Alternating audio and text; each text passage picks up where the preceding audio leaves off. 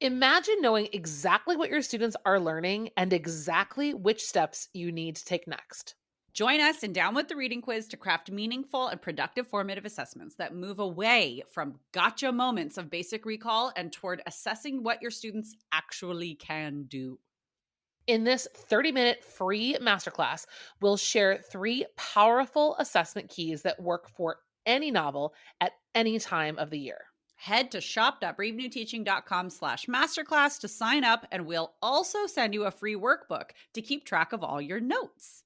Once again, that's shop.bravenewteaching.com/masterclass to nail formative assessments forever. Hey, Amanda. Hey, Marie. What are you up to later? Want to join me for happy hour? I'm all in. And guess what's amazing? Our listeners and friends of the podcast can also join us because Brave New Teaching Happy Hour has officially launched. Cheers! Cheers, everyone. We are officially hanging out a little bit longer after school with an extended, extra private podcast feed just for you. Yes.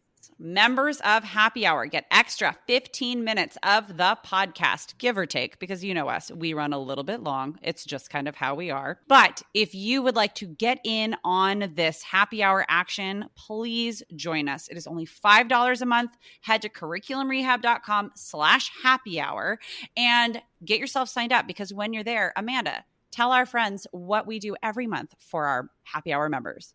I think my favorite part is coming up with a new free resource for our listeners every month. And then we pretty much break down that resource and how to use it. We also like to have guests on to do extended episodes and even Q&A that's just for you about that resource. It's really exclusive and super private just for you. So if you are like us and you like hanging out, you like chit-chatting about all things that are teaching, teacher life, and everything under that umbrella, join us for happy hour and we will see you there. Bye. Bye.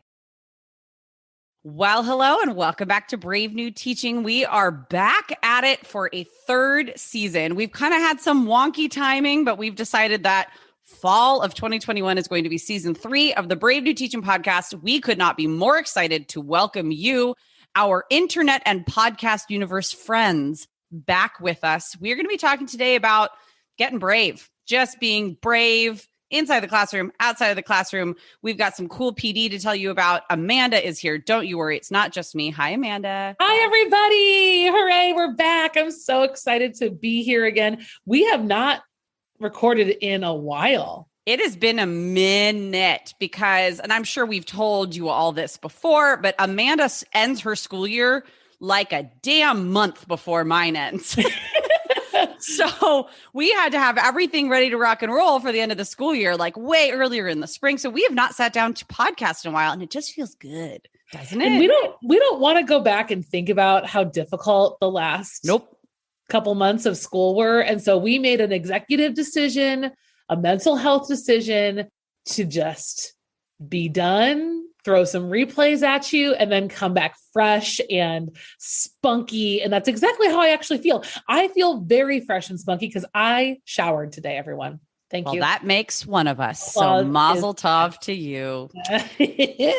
Friends, we are talking today about what it's like to be brave. We're going to talk about the brave things each of us is doing. We have a cool PD opportunity for you. The Educators to Educators Summer Reboot 2021 is coming your way. We're going to tell you all the details in a minute. But first, we need to cue the music.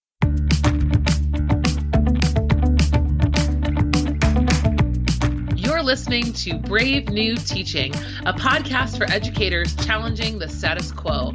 I'm Amanda, and I'm a high school English teacher in Illinois. And I'm Marie, and I'm also a high school English teacher in Southern California. We're so glad you're here. Enjoy the show.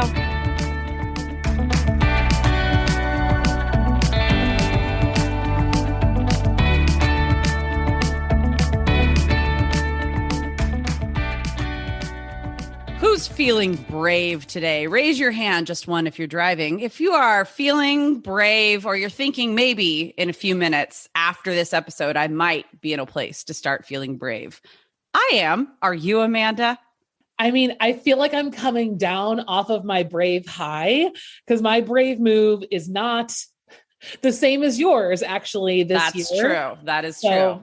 I feel like, one thing that we really want to share with you all today is that if you guys have a chance to tune into the E2E conference, we created a video and it's Marie and I doing pretty much what we do here, except you get to see our faces. Yeah, we put on makeup that day. We did. And we really kind of broke down the things that we think it's going to take to bravely step back into the classroom this upcoming school year. And so this podcast episode is going to veer a little bit more into our personal decisions in terms of this concept. So yeah, this is let's get caught up. Let's, yes. And we also really want to tell you about the E2E, the Educators to Educators Summer Reboot 2021 Conference. It is coming up very soon, July 16th through 18th. You can register for free. Go to our show notes and we have a link there for you so that you can get yourself some really high quality teacher PD. It's, the best kind. It's for teachers by teachers. So why wouldn't it be great? Right. Yeah. Carrie Conover is the head boss in charge. And the theme this year is back to basics, which is so helpful. So we hope you guys will check that out and kind of get our version of this podcast video version there. And you can hear a breakdown. But today, I think Marie and I really just want to tell you exactly what our brave steps are and have been over the summer and getting ready for going back to the classroom. Yeah, absolutely. So I'm going to get us started because Amanda has made a big leap. And if any of you follow her on Instagram, you already have an inkling of where we're going with this, but she's just going to talk through some pretty big decisions that she has made in her career and her life in the last few months. Mine is nowhere near as epic as Amanda. And I have a feeling that many, if not most of you listeners out there are in a similar boat to myself, and that I'm going to be going back into the classroom. I know a lot of people are moving schools because I've been hearing from a lot of you.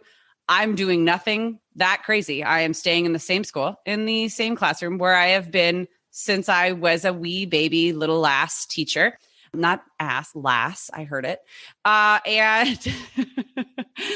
And I am, though, going to be taking on a couple new roles. One that I started off this term, the end of this past school year, the end of the 2020-2021 school year. I had a TOSA, teacher on special assignment, in case that's not an acronym that has made it across all of EduBabble, where I am specifically for my campus working on equity and inclusion. That's big. It's big. I am doing things for inside the classroom, for our classroom teachers, coming up with mini lessons and activities and that sort of thing for geared towards equity and inclusion. And a lot of that starts with community building. And I know very well that you can build an amazing community inside your classroom, but if the climate on campus is not a very tight-knit or well-bonded community, your classroom community can only go so far. So I've kind of expanded my view to the community on our campus at large. And I'm working in conjunction with a lot of my good friends on campus. We are a pretty good team in that so many of us have worked together for so long that we can really read each other. So that's it's really cool. But my specific role has to do a lot with working with our staff. So I have run a good handful of all staff classified and certificated staff PD sessions. I'm going to be doing some more of that next year because all of last year was on Zoom and it was kind of rough. And then we had to do some stuff in person. I get to work with our activities and ASB and our administrative team and other teacher teams to be able to create some really cool programs on my campus. It's not all altruistic. I have to be super upfront. My own kids are going to be coming to my high school. And so while I love my students and I just love our community because it is my home and it's where I've been building this life, it's also my babies are going to be coming through the halls of my high school. And so I have a big drive and a vision that way. And it just makes me really connected. I know some of you have that same sort of you're working in the high school or the middle school or the elementary school where you attended. I'm in my same district, but I'm at our rival. It's kind of a funny thing when I tell my students where I went to school, they're like, what? You're a traitor. And I'm like, actually, I've been at our school for triple the amount of time, but that's okay. Yeah, right. Well, actually. Yeah. So I'm really excited. It comes with a release period because I'm going to be doing so much collaborating with other teachers.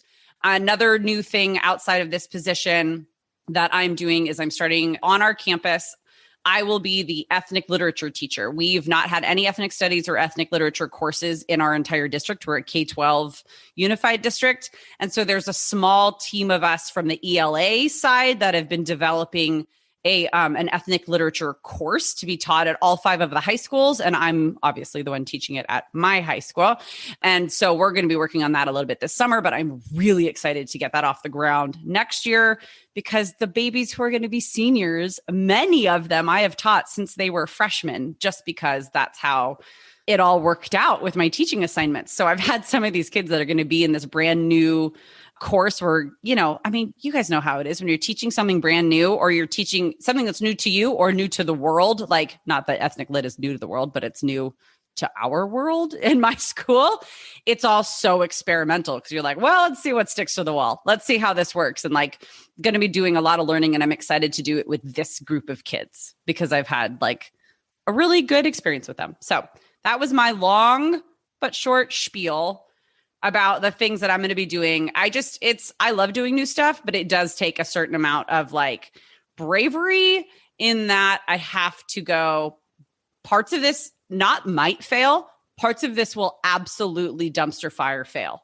And like, that's going to be okay because then the next step will get better or it'll get worse. And then somewhere down the line is going to get better, right? Like my type A personality is very much in the like, I don't really want to try if I don't think it's going to work, but I've had to put on a brave hat and be like, well, it's probably not going to work, but if it's worth happening, then it has to fail and then it can get better. Yeah.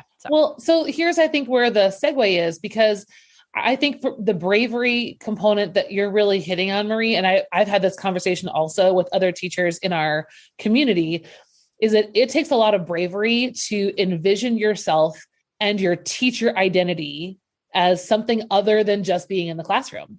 And whether that means taking on new leadership within your building or doing something entirely different from teaching, I think one of the brave steps that happens in your career around where we're at. So if you guys have been up here for a while, Marie and I are around the same, we're like mid-career, I'd say, educators. We're in our 13, 14, 15 year, like we're not, we're not new. We're not like vets. But we're kind of at this point where I think both of us want to envision what we're capable of in a new light and with new responsibilities, but not necessarily stepping away entirely from helping students. And so I think that's what's really cool about what you're doing, Marie, is it is hard to stand in front of other teachers and help them without seeming like you're just telling them what to do or better than them. I have been there. No, totally. Well, because and you and I have received the same criticism, like, because we've told each other about it, where you sound really condescending. And I'm like, dude, that's my voice. Like, I don't know what you want from me. But like, when I really do reflect on that kind of critique and criticism that that's the stuff that I get from like YouTube and social media, I have to be very conscious of it. Like, I know we both do. And to get into the feminist perspective as well, being a woman and standing up in front of other adults, especially, and talking about things about which we have very deep knowledge is an interesting place to be because of all the reasons, because of the way you come off, because of the way that that other people perceive me and you and other people like us. It's the what ifs can crush you, right? And so that's the brave. And that's the brave. Yeah. And so like anxious me over here has to like put that in its box and then go, well, parts of this are going to fail. Like that's for me, the biggest piece of therapy that I've taken out of like so many years is just being like, well, no, it's going to go badly. Parts of it are going to go badly. It might go great, but like, it's probably going to crash and burn in a few spots. So like, be ready for that. And then that makes me really good on my feet. This episode is brought to you by Curriculum Rehab by us, the team here at Brave New Teaching. It is the first and only teacher PD of its kind, a course to help teachers like you by guiding you through creating your own personal framework for curriculum. You make it work for you, your students, and your unique situation because nobody else knows what the kiddos in your classroom need the way that you do. Curriculum Rehab takes all of the resources available to you, all of the lessons, the assessments, the activities, all of the texts, everything that could possibly be there for you, and it helps you organize what you actually need in order to attain your teaching objectives. These are the strategies that Amanda and myself have used in our own classrooms, have developed over very long years of teaching and figuring things out, combined together to create this framework and these strategies that we can guide you through. This course will give you the tools you need for a complete curriculum overhaul or to start from scratch. Wherever you are on that continuum, it does it all for you and with you on your timeline. So start today, do a little bit more in a couple of months, and then pick it up next summer. It's Teacher PD the way it should be on your own time. Head to curriculumrehab.com/course for more information, or just head to the show notes for this episode. We cannot wait to see you there. It's finally time to take control of what goes on in your own classroom and create the curriculum of your dreams. All right, let's get back into the show. Okay, Amanda, are you ready? I'm ready. I'm like taking deep breaths. This is going to be hard to talk about. So Brave New Teaching friends, I'm going to do, this is the part in our programming where we turn over to our NPR voices. No, I'm going to interview Amanda about her choice to make a big change. Amanda, do you want to give us a quick elevator pitch? Here's what I've decided to do. And then we're going to dig into a little bit of the why and what that means for your family, et cetera, et cetera. So Amanda, elevator pitch, go. I resigned. Not from the world, from the teaching profession. Yeah, I resigned from my classroom position at the end of the school year, the very end of the school year. It took me until there were only 3 days of school left to actually pull the plug. And so I am stepping into a brave new world of being so to speak, being a teacher, author, and professional development creator and deliverer, presenter. And I'm just starting a whole new chapter of my teaching journey. Yep. So that's the quick version, friends. And it was literally 3 days before school got out. And she was like, I did it. And I was like, oh my gosh. So let's actually look, I don't know. Do you want to go back first and then go forward? Sure. Okay. So you started thinking about this decision when? Really seriously, not oh my God, grades are due, I'm quitting my job, but truly envisioning something needs to change. When did that critical mass start to build in your brain? 2015. Oh, I did not see that coming. Okay. Tell me more. Tell me more. Ever since beginning my TPT journey, I had always had it in my mind after meeting some incredibly inspiring women at some conferences and going to conferences myself that were not TPT. It has always been a dream of mine to full-time provide professional development and write curriculum and be an author.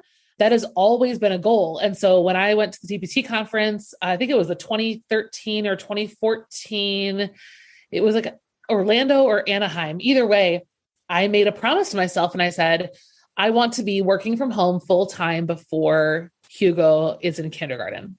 Damn, girl, you've never told me this. It was a goal of mine. Well, it was a goal, but it was also yeah, but I don't think I'm going to really do that. That sounds impossible. And so it was one of those things that I said out loud and then it kind of disappeared. And I had my son, and the school I was working at my first school had a very strict rule in their contract that I was not allowed to do any business whatsoever under that contract because everything I created for my classroom was property of the school. Yeah, I know. It's so controlling because I know that there are other school districts and there have been questions even in my school district of how does this quite work? And it just feels like an abusive relationship when things are stipulated in such a way, but I get it, but also come on, man. Well, and here's the thing, most of the stuff I was making was really just for my kids. And it was for me. I was teaching very unique sections of classes. The things that I was doing, I was not asking my teammates to pay for or anything. Right. And so there was it was very difficult to kind of see through the weeds on that one. And then when I did switch schools, I made very clear that one of the things that I want to be able to do is the side hustle at the time. And they said, no problem. And so it had always been a goal of mine. And I've always been looking toward the future of being able to stay home with my family for a little while. Right. I was not a stay-at-home mom. I took my kids to daycare when they were 4 months old, and the whole thing. It's not easy, and I love working. So it's just that I really wanted to have a more remote, flexible lifestyle. The other part of that dream comes into play when I think I talked about it on one episode, but Luis and I have always wanted to take a year-long sabbatical and take a trip down to South America and spend a year basically traveling South America and Central America with our kids, homeschooling and on the road schooling them for a year on a lot of the culture that is part of their roots. Their grandparents are from Guatemala and Mexico. I spent a lot of time of my life in Argentina. And so we've always been kind of looking toward that time in our life when we can do that, when we can go be on the road, be in an RV, in our truck, in whatever, in an Airbnb in another country and still be able to afford our life, but also be off the grid a little bit. We're very off the grid, travel loving people. So that was also part of the background. So I think that I'm glad you asked that, Marie, because I think some people see that I quit and they're like, oh my gosh, it was out of the blue. They're like, oh, the pandemic took her out. And I'm like, no, I think that was the final needle tiny straw that you just said, if there's ever a time, it's now. Right. Yeah. I didn't realize though, that like you saw so early in your career, early. Well, no. How long when was Hugo born? What year? Cause my oldest was born in 2013. 2017 is when 2017. Yeah. Okay.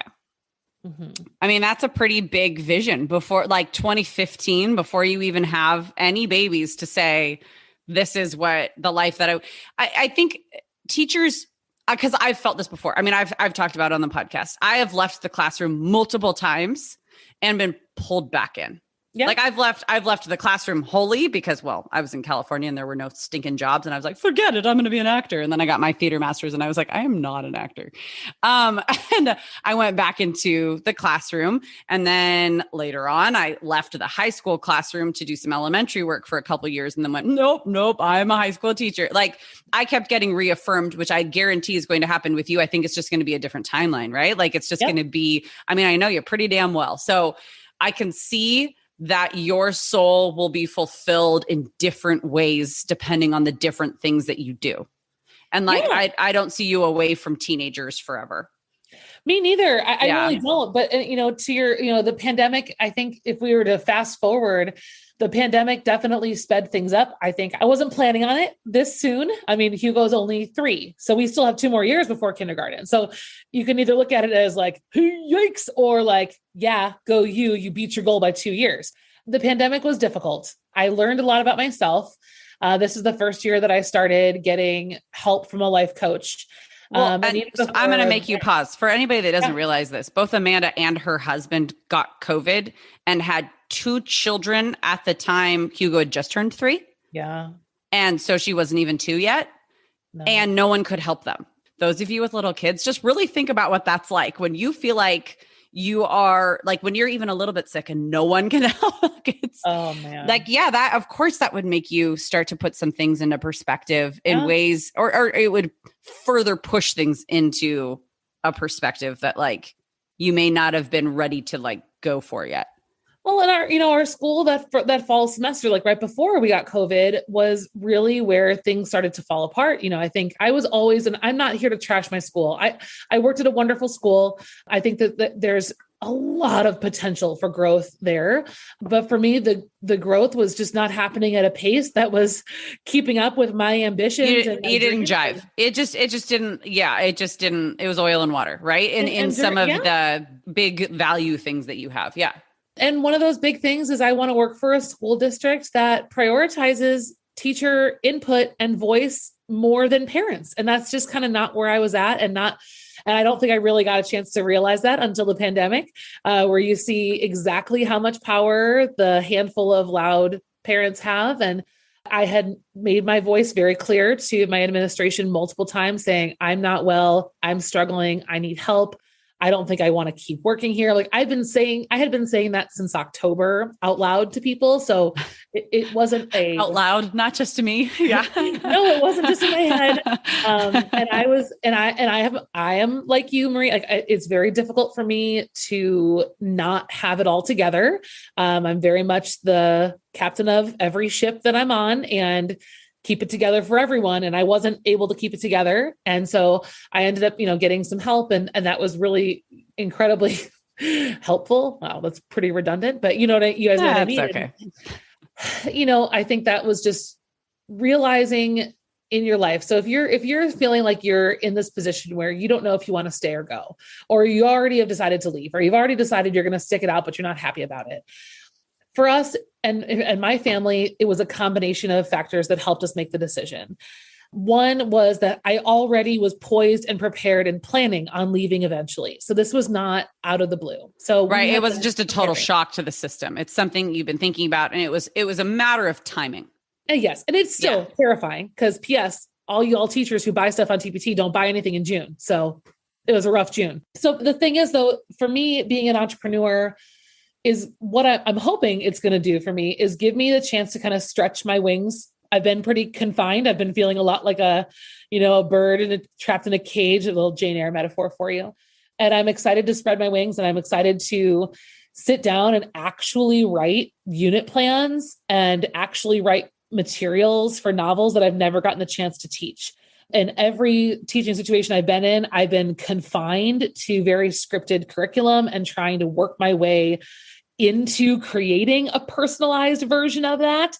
And you guys have heard, when we talk about curriculum rehab, that's like the lipstick I had to put on the pig. I had to make curriculum rehab work for me because I had to create something around what I was handed to make it meaningful for me and for my students in a way that still honored and respected what the school was asking me to do. But so a lot of good things have come from, my experience. And I, like you said, I don't plan on being away from teenagers for very long. So we'll see what happens. I'm going to hang out with my kids and see what happens in early elementary school, try to do some more traveling and get out of here and write. I'm working on a book proposal right now. And I just want to write. I love to write. And you guys as teachers know, if there's one thing that's impossible to do is get to a creative headspace in the middle of teaching. Creative so in hard. That where it's not all school, right? Like we can get super creative about lesson plans and that sort of thing, but it is very, very difficult to dive into a personal creative endeavor when you are torn in so many directions. And that's just what it is. Right? That's just what it is. And part of it is enthralling and invigorating. And part of it is no, I need a minute and you need a minute. And even with lesson planning, I feel like I always had 3 or 4 preps. So I feel like I could only put my full attention onto one of the 3. And then the others had to wait for the next year or whatever. And I never really got to, I feel like all the unit plans I look back on, they're really good weeks 1 through 3. And then they go, wah, wah. I'm similar in that the individual things are great, but I am such a Post-it planner, but the problem is when you can't get back into your classroom or whatever it is, or you put things into weird places and then you're how in the actual heck did I string that together? Yeah. So you get to actually be mindful and sit down and look at the entire sequence and look at the transitions in between. I think it's going to be really good. I've already seen some of the stuff that you've been creating and it's just going to be up from here. So, okay, tell us your top goals for right now. It is July 2021. By July 2022, what do you want to see? I want a book deal. Okay. That's top of the list. Done. I've granted it to you. Oh, well, thank you. You're welcome. You're welcome. I'm in the business of making dreams happen. So, okay. What else? Nice to know you. Yeah. And I'd like to in the next year, have at least 2 full year curriculums published. So an 11th grade and a 9th grade. And it's 9, 10, and 11 is what I plan on doing. I think I should have 2 out of those 3 done by next year. Okay. All right, my friend. That's awesome. And that's very brave. And I've told you so many times how proud I am of you, but now I know our listeners can hear it too. We're all very proud of you. Thank you. And, I wish everyone well, there's more, family stuff too, that I haven't really talked about here because it's very personal, but like, I really want to be available for my in-laws. I have some people who are not feeling well. We want to take them on some last trips before things get worse, things like that. I really want to be available to help out with. So that was a big motivation in the decision. And I can tell you too, the other thing that made it really hard, my husband is also an entrepreneur. So now, I want you to think about this. There are two entrepreneurs who are now going to be paying for private health insurance and trying to support a family. This is not, I will say, it's a great place, not an easy decision, but like it also needs to be mentioned that like, let's acknowledge the privilege of being able to make a choice like that, right? Like, let's acknowledge the fact that you are in a place where you can make this choice and where you can make these decisions for your family and take these chances. And there's a certain amount of safety net built into the life that you have, right? So but it's cool. I mean, when your entire life is not your own only because you have children, things get a little bit different. So I think it's really cool. And I'm excited for you. And I know our listeners are excited to see what happens next. Yeah. And we have some pretty cool things planned here through Brave New Teaching. Yes, we've already, did you like that segue? Yes. We have already announced very slowly, but we can make a bigger announcement. We are starting a new educator mentorship program. If you or somebody you know is a new teacher, and by new, we mean 3 years of classroom experience or less, and you think would benefit from mentorship from the two of us, we've got a great opportunity for you. We are kicking it all off August 2021. So make sure if you're listening to this right now, head over to bravenewteaching.com. Check out our show notes. We will have a link to more information about Brave New Teachers new educator mentorship. And we're really excited because it's going to be a small group. And so we get to dig in and do a lot of cool work and like be there in the moment, having live calls, having workshops and that sort of thing. Like we're actually going to get to hold your hands. Yeah. We're going to actually be able to do the things we talk about, like mentoring and fostering our next generation of educators. It's literally what we want to do. So we're excited about that. I'm excited to see where things go for Amanda in the next few months and the next year. I'm excited to share with you all what sorts of PD I'm creating for my school, what sorts of programs I'm helping put in place on our campus, and whatever I can share, I absolutely will. Yeah. Who's ready to get out there and get brave? Hey, season 3, we just kicked it off. We're ready to go, everyone. This fall is going to fly by. I already know it. And if you haven't already done so, if you are ready to get back to the basics, once again, head to our show notes and check out the E2E Summer Reboot 2021 going July 16th through 18th, 2021. Oh my gosh, the year's more than half over. Friends, thank you so much for listening. We cannot wait to see you again next week with another brand new episode of the Brave New Teaching Podcast. And until we meet again, bye. Bye, everyone.